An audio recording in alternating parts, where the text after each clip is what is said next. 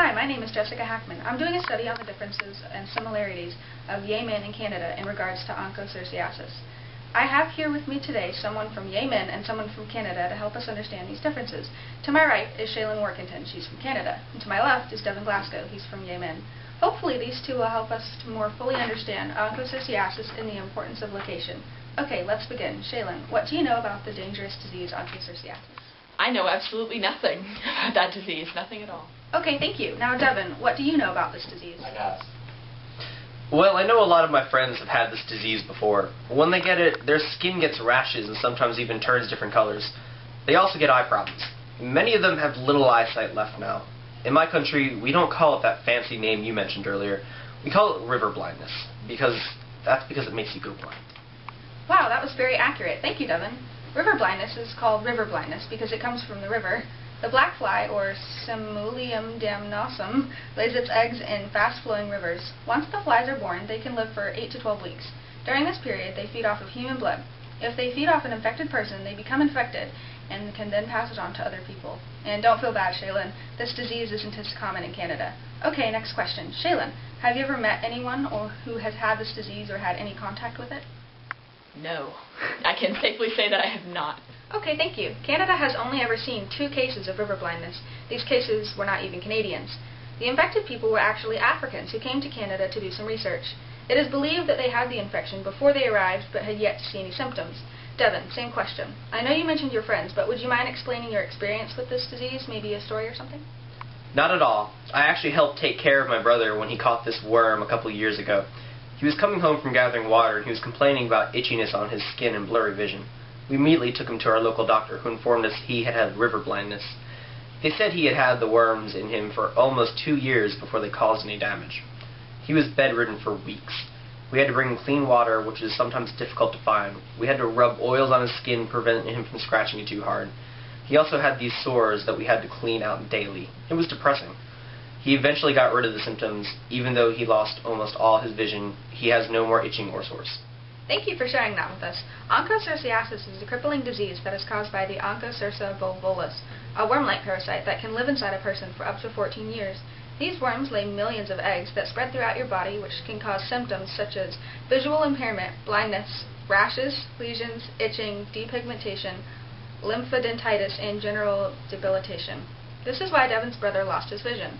It can take up to 3 years for the eggs to cause anything abnormal to occur, which would explain why the doctor told Devin's brother he had the worms for almost 2 years asymptomatically.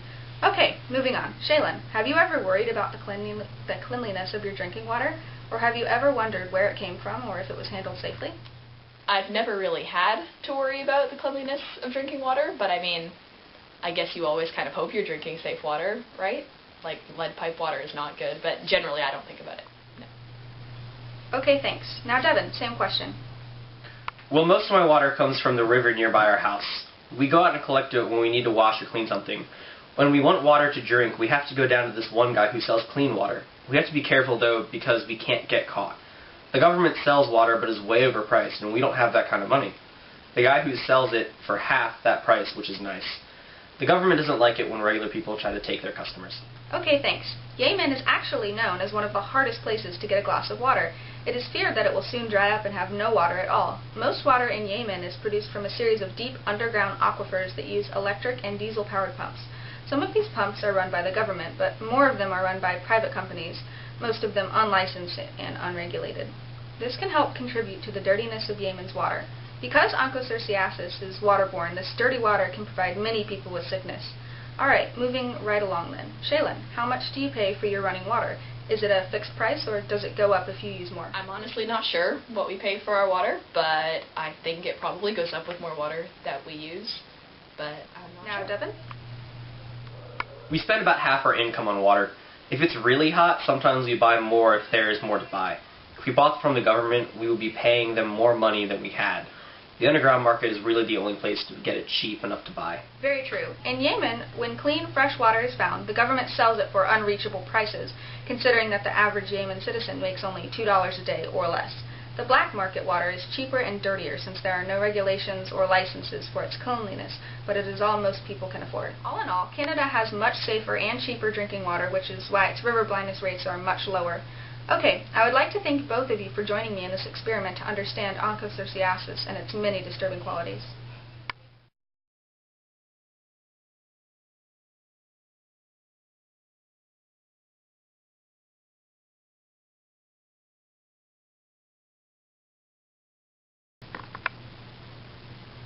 Is that the video? Please tell me.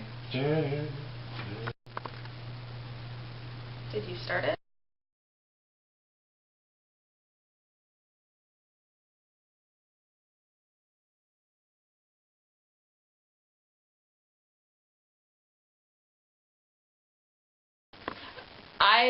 What was the question again?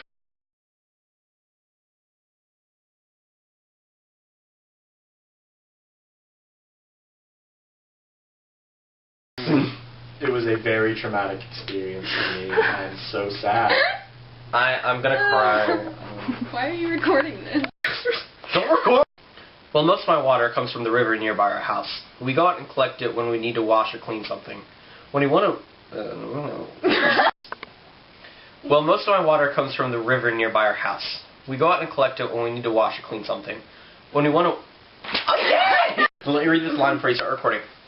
When we want water to drink, we have to go down to this one guy who sells clean water. Okay.